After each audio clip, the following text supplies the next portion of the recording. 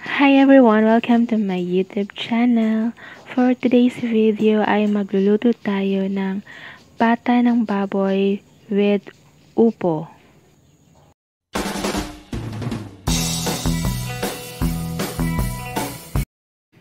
Ito guys ang listahan ng mga sangkap.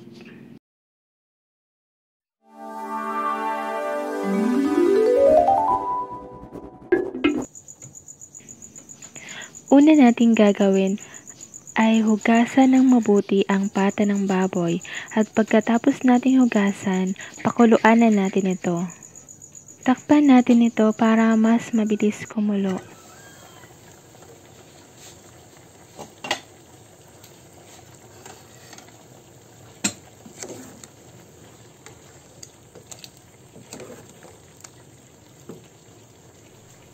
Ayan, kapag kumulo na ito, pwede na natin ilagay ang hiniwang sibuyas, hiniwang bawang at hiniwang kamatis.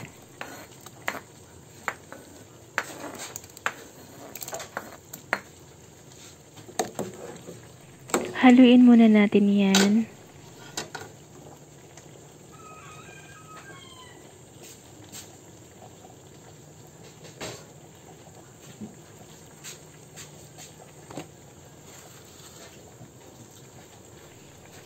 Lagyan na din natin guys ng asin.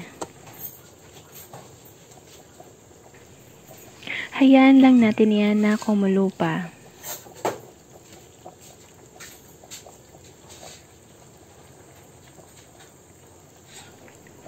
Sa mga nakaabot na po sa part na to at hindi pa po kayo nakasubscribe, please do subscribe na po para madagdagan naman ang ating mga subscribers. And pakilike na rin po pala itong video. Thank you and God bless.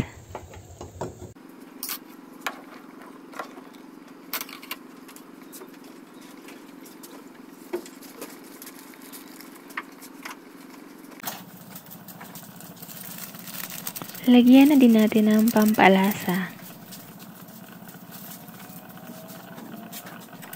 Hayaan lang po natin yan na kumulo hanggang sa lumambot ang pata ng baboy. Pwede rin po natin natakpan para mas mabilis siyang maluto. Ayan, kapag malambot na ang pata ng baboy, pwede na nating ilagay ang hiniwang upo.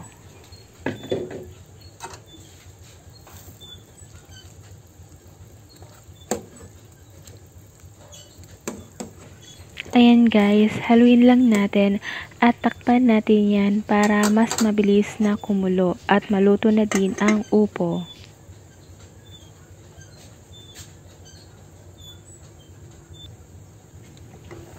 Ayan, kumulo na. Ilagay na natin ang dahon ng sili.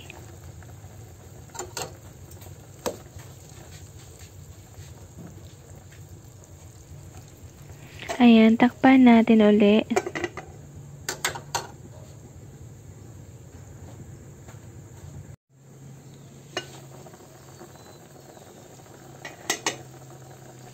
Ayan, sa part na to malambot na rin ang upo. Ilagay na natin ang kalamansi juice.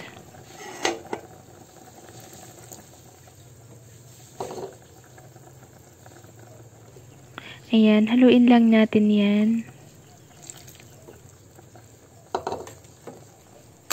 Hayaan lang natin na kumulo para maluto naman yung kalamansi juice. Ayan guys, pwede na natin tikman kung okay na ba yung lasa. Kung kulang pa sa asin, maglagay na lang din tayo. Pwede rin guys na patis kung meron kayong available.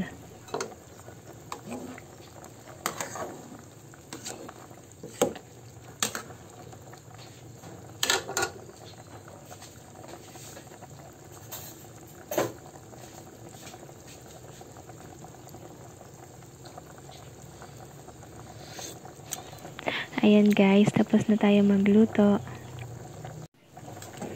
That's all for today's video. Thank you for watching guys. Don't forget to like, share, and subscribe. And pa-click na rin ang notification bell for more updates. Thank you and God bless. Hanggang sa susunod nating video. Bye!